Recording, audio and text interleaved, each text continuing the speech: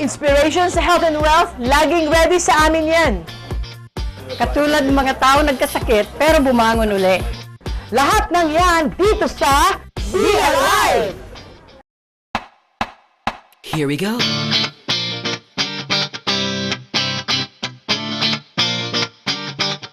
Let me lift you up. We'll go right to the top. Let the sun come up. Together we can fly. All our hearts collide.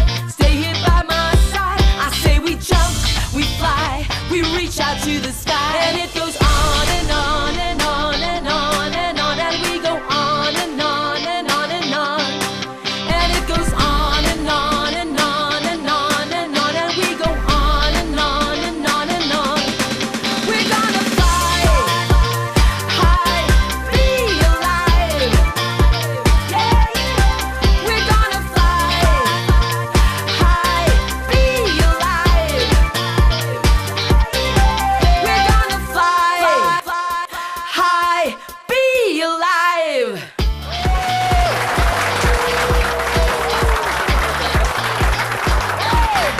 Good morning to everyone and happy Sunday. It's 8:30 a.m. and it's time to be healthy and be alive! We have lots of inspiring stories today and of course, expect another powerful Sunday. Isang taga Cebu. Actually, noon pa niya tayo kinukulit, Susan. Pumunta ako sa Cebu noon, tapos kumakain ako. Sabi niya sa akin, kausapin mo ako kasi I have cancer. Oh. Di ba? So, and then from that time on, after that, it was in December of 2012. And now, papanoorin natin yung story niya. Rib bone cancer yun, Susan. Rib bone Yes. cancer? Wow. But now, all her cancer cells are inactive because of laminine. Wow. Yun. Well, wow. Buti pa, let's watch the story of Mitos and how Lamine helped her.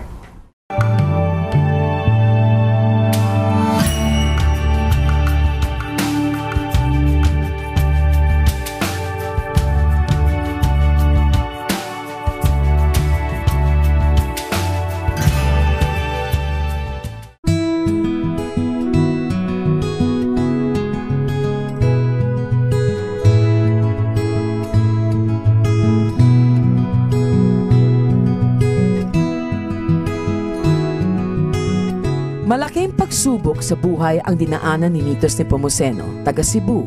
Iba't ibang sakit ang dumapo. Bukod pa dyan, namatay ang kanyang asawa. Malaki rin ang halagang nagagastos ni Mitos. My husband was in the hospital 11 months and he passed away. And 7 months after, I found out that there was a lump here. And I was alone. It was a difficult thing to accept that there is such a thing. A week after that, I was told it's malignant. Matinding depresyon ang naramdaman ni Mitos dahil sa mga pangyayari sa kanyang buhay. Hanggang sa makilala niya mismo ang laminine. I saw Anna in December 2012 and I was desperate. I wanted my cancer to be addressed, my insomnia and everything. And then she told me, cancer is there. Now it was for me to say whether I take 1, 2, 2, it's up to you because there's no overdose. Dahil sa laminine, maraming mga magagandang pagbabago ang naramdaman ni Mitos sa kanyang kalusugan. When I had the bioimaging, nothing was found there. It did not spread anyway. My metastasis didn't spread. Of course, I was injected every month.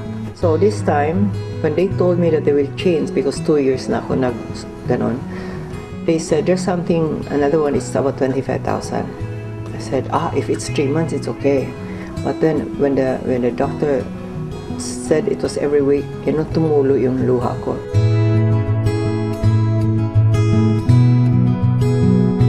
I took laminine for a month. I was tested in Manila. The results of my bioresonance imaging, my cancer cells are inactive. My depression definitely is gone. It was so deep. I was so alone. Literally. Ako po si Charms.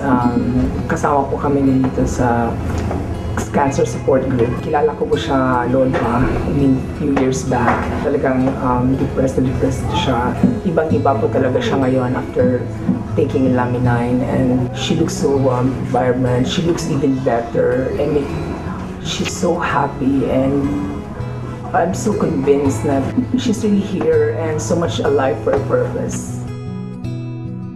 Pakiramdam ay guminhawa, sakit na darama halos mawala na. Ang nararanasan depresyon na uwi sa inspirasyon para lalong harapin ang magandang buhay. Lahat ng yan, hatid ng Laminine.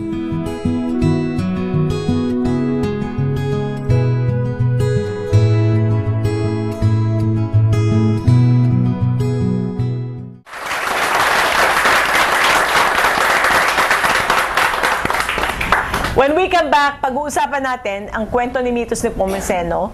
So relax lang po kayo dyan. Babalikan Be Alive.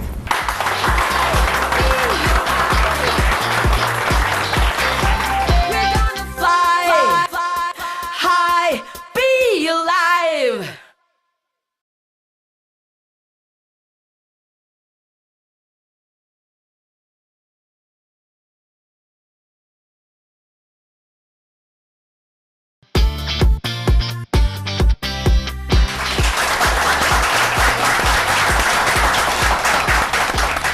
Let's welcome our doctors today, Dr. Mario Ramirez, Dr. Arlie Imperio, and Rhea Magalona. Ang topic po natin ngayon is depression and of course yung rib cancer, no? Rib cage cancer, oo. So, what triggers depression? Kasi po halos lahat po ng tao nakaka-experience ng depression in their lifetime, no?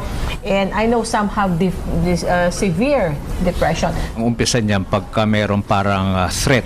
So there will be stress, and that can be healthy. And then if the person has inability to cope with that stress, it will worsen. It may lead to anxiety reaction. So anxious ngayon siya, hindi pa rin siya nakapag-cope.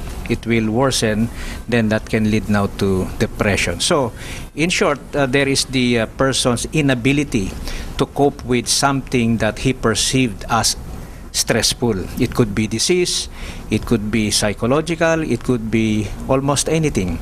And the person would need professional help na talagang kasi pwedeng meron ng parang disorder sa way of thinking on how the person psychologically can cope with the stressor.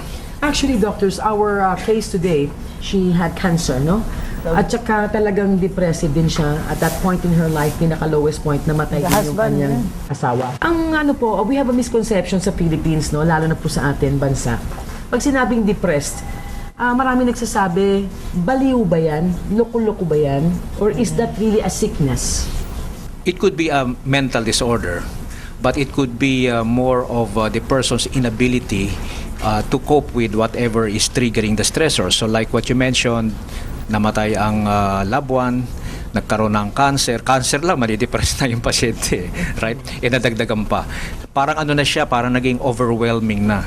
And that's where professional help is needed. A psychiatrist, una pwedeng psychologist muna, kasi pwedeng psychological. Pero pag naging pathologic, ibig sabihin meron ng medical component. That's where the psychiatrist comes in and the person needs help. Dr. Rhea?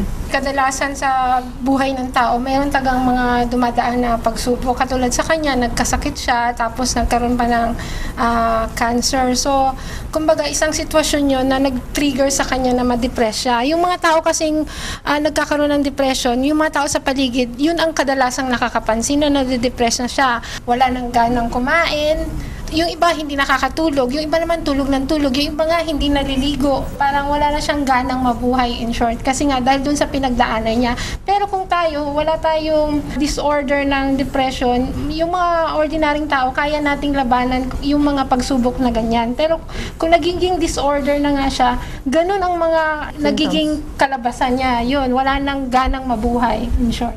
Depression actually is a part of a stage in cancer. Awareness, then depression, acceptance.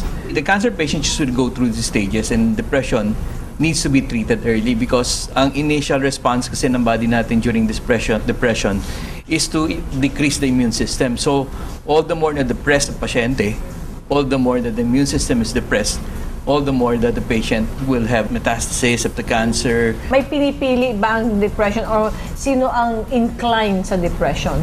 Sa tingin ko walang pinipili ng age ang depression because as we can see as early as now, children in the States are having depressive episodes. That's very true.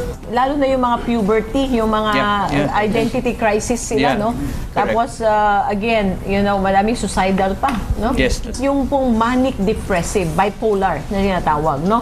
Ano po ang bipolar sa simple depression lang?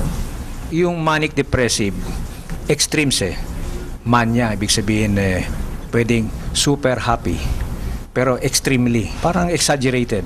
And then mamaya, super malungkot. Sobrang lungkot naman. Kaya bipolar kasi dalawa. Parang opposite poles. One is north, one is south, one is up, one is down. Extremes. So, hindi ordinaryo. Kasi at one moment, we can be happy. At one moment, we can be sad. But that's normal. Pero ito yung extreme. Yung parang napapansin mo, parang naiiba talaga. Now, with the Mitos de Pomoceno, she was depressed for understandable reason, no? And Laminin helped her? Well, the depression was lifted, plus the problem was the cancer, no? Na naging inactive yung kanyang cancer cells, which is, wow, di ba? Talagang grabe ang Laminin. And we have a lot of testimonials or people who had been really saved by Laminin. Bakit po ang Laminin natutulungan to mga pasyente or mga taong ganito? If you look at the components of laminin, the sharp cartilage, to decrease angiogenesis, which is the development of new arteries in cancer. So, if there is no new blood supply to the cancer tumor, the tumor will shrink. It will regress. And the same thing, sharp cartilage has chondroitin sulfate. Chondroitin sulfate has been found out to be very good against pain, cancer pains.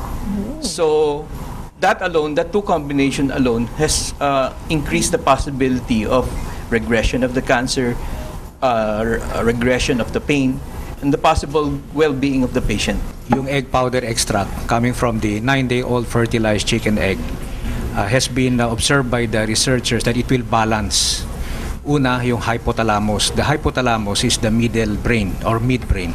That is where the emotions are located, whether it's positive or negative. And then the pituitary gland, that's the master gland of the body. Lahat ng hormones babalansin, and the adrenal gland. So pag binalanse yung ganyan, na-enhance yung homeostatic response o kaya yung homeostasis, yung balance, yung the body's ability to balance itself, maintain itself, heal itself will be enhanced. And this can come from functional food like the egg powder extract. So pag na-balance yun, di magkakaroon ng improvement kasi ang katawan ng tao tatlo sa totoo lang. Una, yung physical body. Pero meron din siyang emotional body, meron din siyang mental body. Nagkaroon ng problema sa body, cancer, na affected yung kanyang emotional and mental body. Kung mahina yon, hindi na strengthen through culture, through genetics, through environment, through programming, mahina. Pwedeng ang body malakas, adult, pero baka yung emotional body, childish, yun, pwede magkaroon ng mga mental and emotional disorders. So, the treatment should involve these three areas. And apparently, the 9-day-old fertilized chicken egg extract or yung proto-embryonic stage extract would balance the three immediately. Kasi serotonin will affect the mind. And then the limbic system will balance the emotion. And then at the same time, it will strengthen the cells. Physical kagad, mental, emotional, physical body simultaneously. That is the unique combination synergistically working from this egg powder extract. And with the fibroblast growth factor. Yes. So something is there that will direct everything. Because on the 9th day, it's liquid. There is no cell created yet. But the cell will be created. The stem cells will be created, and then the stem cell will be directed to differentiate. Who is the one telling to be created and to be directed? There must be something present there, and it is only God who have placed it there. And apparently, we seem to be able to get it and put it into capsule form. This is only found in Laminin. And probably the only one in the world. Yeah. Fantastic. Fibroblast growth factor is one component of laminin that is very unique as compared to what is available in the market. Fibroblast growth factor is a signal protein. Siya po yung nagbibigay ng signal sa mga cells natin.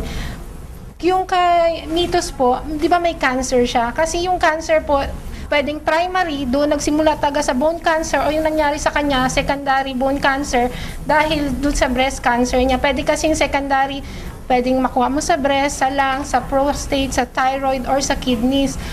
Yung nangyari nga sa kanya, from the breast, kumalat sa bone ng ribs niya. So, meron kasing abnormal signal doon na dapat pag abnormal na yung cell, magsusuicide na siya ng kusa kasi useless na siya sa katawan ng tao. Kumbaga, kung magpapatuloy siya na magparami, na abnormal na siya, that will be the tumor and then cancer cell and then will spread to other system. So, yan yung tinatawag na metastasis. Ang ginagawa po ng fibroblast growth factor na nasa produkto nating laminine, nagbibigay siya ng signal na, oops, mali na yung ginagawa mo, hindi ka na dapat magparami kasi damage ka na cell. So, from that on, mag-stop na yung multiplication niya, at the same time, mag-shrink na rin yung Ang galing, tumor. ang galing. Wow. Katulad ng sabi lagi ni Dr. Arlie, it repairs, it rebuilds, it regenerates. Kaya tignan mo, Susan, ito sa Be Alive, tinatanong nila sa atin, bakit pinag-uusapan nyo sakit? Pero lahat ng tao dito masaya. Kasi lahat naglalaminine. Every day po, ang dami po naming testimonials na kulang po yung TV show. Kailangan araw-araw ang show natin. Thank you, doctors. And, I hope that ang laking tulong ng laminine. Una, it's not as expensive as the psychotic medicines that they produce. Wala pong side effect. Natural lahat. If you can eat egg, you can have laminine. Pagbalik po ng Be Alive, we will be giving you Susan Barlin, the lady who is responsible for bringing laminine to our country. At pag-uusapan naman po natin ang kabuhayan. Be Alive, we'll be right back.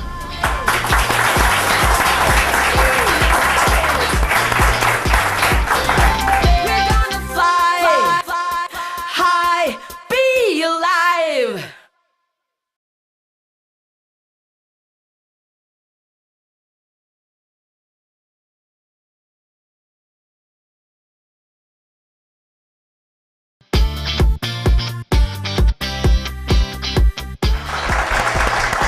Welcome back at Be Alive.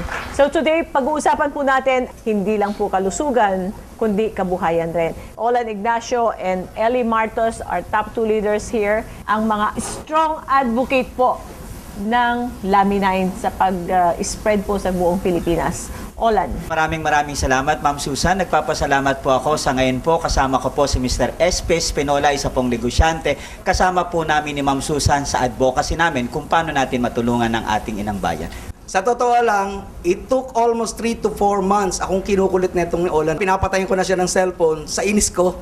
Ayoko talaga siyang intindihin. Pero nung dumating po yung time na stroke yung bayo ko, pinag-aralan ko yung laminine. And habang pinag-aralan ko siya, nahawa yung papa ni Mrs. na 87 years old na mild stroke din.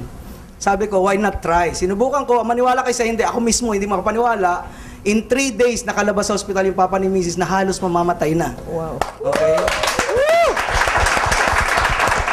And nang makita ko na miracle pill siya sa Google, sabi ko parang sobrang hype. Tuesday po nangyari nung 3 days na lumabas sa hospital ng papa ni Mrs. Nung Wednesday po, yung kuya ni Mrs. nag-text sa akin yung ate Mili nagbabantay sa Bicol, na sabi niya, si Kuya Joe nakatayo, nakalakad mag-isa, half body paralyzed po yun before. Wow! Kaya grabe talaga. In 2 weeks time, nakatulong ko sa 3 tao because of laminine. Pero na-realize ko, may isang bagay na matindi magpagaling ang laminine, yung sakit sa bulsa, na maraming Pilipino stage 4 na. Yung sakit sa Kaya nung makita ko, nakakatuwa kasi yung ginawa ko siya, sobrang hype ko na mag-share ng ganda ng produkto, yung resulta grabe. Yung kita ng 2 CEO, normally ng mga kumpanya, kinikita ko lang dito naman part-time. Part-time pa. Kaya kayo kung interesado kayo na maging part ng mission namin na i-share yung good news sa buong mundo, please come with us. Join the group. Join the mission. So, nakabili ka na ng kondo. Condominium po, saka trim place ko, golf course yung harapan. I realized dati habol ako ng habol sa kita. Pag inuuna mo pala talaga yung mission, mission mo na bago commission, mas magaang. Tama. Walang hard sell. Mas Tama. masarap yung ginagawa mo, mas masarap yung buhay. Salamat, Talagang Eli. galing talaga sa taas. Eli, ikaw naman. Maraming salamat ulit, Ma'am Susan. Naalala ko pa yung dati una tayong nagkita, Eli, malaki ang may tutulong nito sa OFW. Ako po kasi isang OFW, gusto ko po munang ipakilala yung aking Silver Director, Sir Rolly Mutilla. Masaya kami dahil lagi tayong be alive. Being part ng Forever Rich, Laminine, natutuwa kami na i-share sa mga tao. Of course kami, nakinabang, mga kakilala, mga kaibigan, natutuwa kami kasi halos yakapin nila kami. Yes. Magpasalamat at ipaalam kay Ma'am Susan at sa Life Farm na talagang ang daming natulungan ng mga may sakit. And of course, sabi nga ni Ma'am Susan sa amin, mission first before commission. Yes. That's why kami ngayon tumatanggap na rin ng magandang income. Ano ang first experience mo na nakita mong epektibo ang Laminine? Nung nag-take ako ng Laminine, in just 1 hour, nawala yung back pain ko. And then, binigay namin sa mga kaibigan, lahat sila. Iisa ang sinasabi. Lahat guminahawa, minawala cancer, and so on. Countless na po na mga testimonial, hindi na namin mabilang. That's why naging committed kami dun sa advocacy na i-share ang Laminine sa lahat ng tao. Tama. Ngayon naman pag-uusapan natin ang isa ko rin pong kasama, si Mr. Butch Bio, isa pong Gold Director natin. Mabiyayang umaga po. Maraming salamat. Kung sila po ay meron pong mga nabahagian ng produkto ng Laminine, ako po mismo, sa paniniwala ko po sa Laminine, ako ang unang binigyan ng himala. Nagkaroon po ako ng sakit na almost 1 year. Yung sakit po na yon, natuyo po lahat yon sa magitan po ng Laminine. Dati ang timbang ko po, napakalaki. Ngayon po ay bumaba, pero sa dahil sa Laminine, nabalanse po yung katawan ko at naging maskulado po ulit ako. So, Butch, after you, who is the next person na na-share mo at nakita mong talagang totoo pala to? Hindi ko po kilala yung unang tao pong sumali po sa akin. Kaya para po doon sa mga manonood, hindi nyo kami kilala o maring kilala po nyo kami, iniimbitahan po namin kayo. Yung unang naniwala pong tao sa akin, isa pong seaman na taga Bacolod. Rich Pestaño, congratulations. Yeah. Silver Director na rin po, going for gold. Pinalaki po niya ang grupo ng Bacolod at hindi na po siya ngayon naglalayag, kundi ang ginagawa po niya ngayon, pinopromote po niya ang himala ng produkto po ng Life Farm Global, ito pong Laminine. Akin naman pong ipakikilala yung ating bagong Gold Director. Katulad ko po siyang OFW, Mr. Edison Tabago. Bali, nag-start ito nung I was invited by my upline na umaten ng isang seminar. Parang ayaw namin, Sir Roland. Kasi baka Kung ano networking na naman to. So, binigyan po niya ako ng isang capsule. Pareho kami ng nararamdaman ni Sir Rolly. 1 hour lang po, nawala yung back pain ko. Wow. And then, dun po lahat, Ma'am Susan, nag-start. So, trinabaho ko. We went to many places like Bicol. And dun ko nakita na ang Laminine business pala ay hindi lamang talaga pera-pera lang. Kundi talaga ito'y pagtulong sa kapwa. Sumunod nun, gumanda na po yung aming kabuhayan. Malaking naitulong po sa family ko. Sa daughter mo? Yung isang daughter ko po na may henoxuline purpura na I hope may feature din po siya rito. Talaga pong grabe. Malaking pasasalamat ko unang-una po sa Panginoon, kay Ma'am Susan, kay Sir Eli, kay Sir Roland, sa mga kasama naming mga leaders. Huwag kayong bibitiw.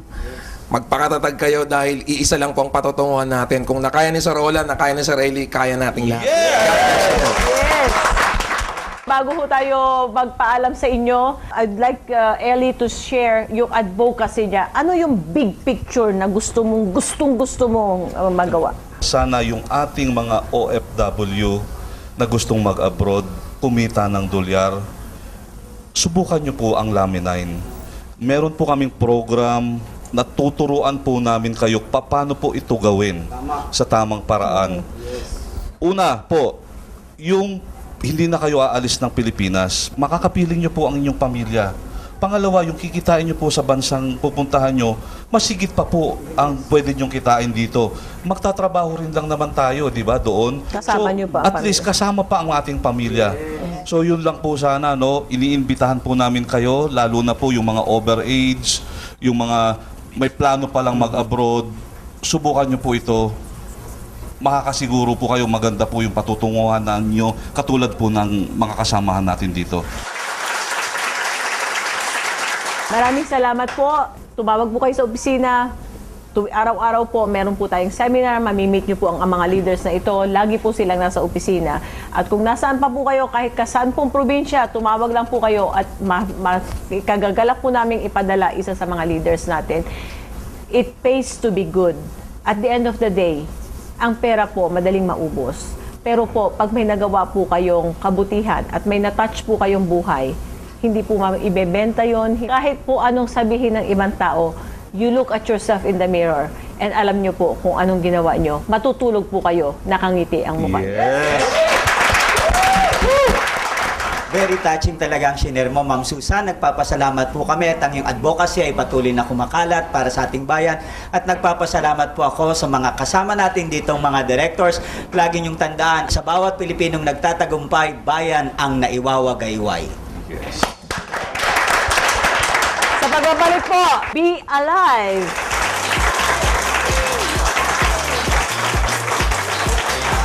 We're gonna fly high, be alive.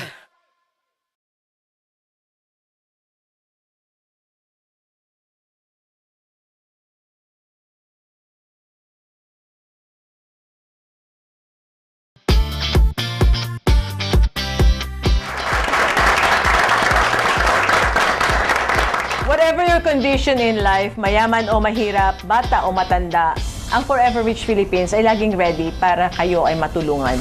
And here in our show, we are not giving medical advice, but an alternative and natural way to address your sickness. Hope to see you next Sunday. Stay happy, healthy, and wealthy. Of course, and always remember, we love you! And